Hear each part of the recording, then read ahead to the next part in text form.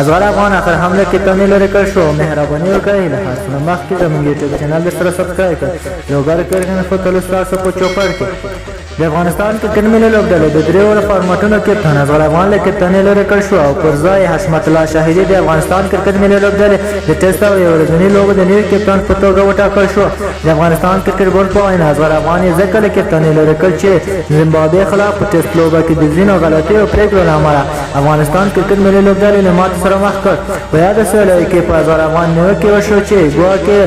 کله ځوان لوبغاړي په لومړی ځل لوبډلې کې لوبېږي داسې پیچونو ته ورمخکې کوي چې خپله تجربه کار لوبغاړي هم پرې لوبه نشي کولی د مینوالو په وینا چې کله پیج او شتنځای توپ وهنې ته برابر وي بیا ازغر افغان ځوانانو ته توپ وهنې نوبت نه ورکوي د کرکټ بورډ په وینا حشمت الله شهید ته څنګه د لوبډلې ملا تیر لوبغاړي رحمت شاه زرمتي د ملي لوبډلې د مرستیال کپتان په توګه ټاکلی دی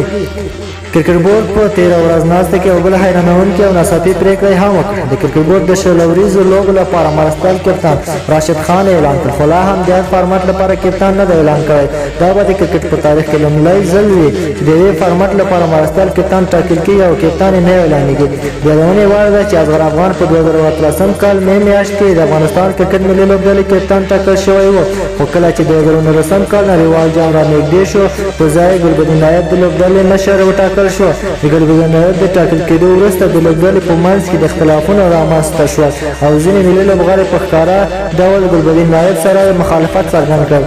د یادونې وړ ده چې کرکټ بورډ ته د حامد شینواري راتلو وروسته داسې اټکل کېده چې نومیالی په ملي لوبډلې کې ځینې تغیرات رامنځته کړي او نن یې د ازغر افغان په لرې کولو کې تر ټولو ستره پرېکړه اعلان کړ د نومیالۍ دغه کار په ټولنیزو رسنیو کې هم ستایل شوی د مینوالو په وینا د ازغر افغان لرې کولو وروسته به د خلکو مینه کرکټ سره لا هم زیات شي د توجه څخه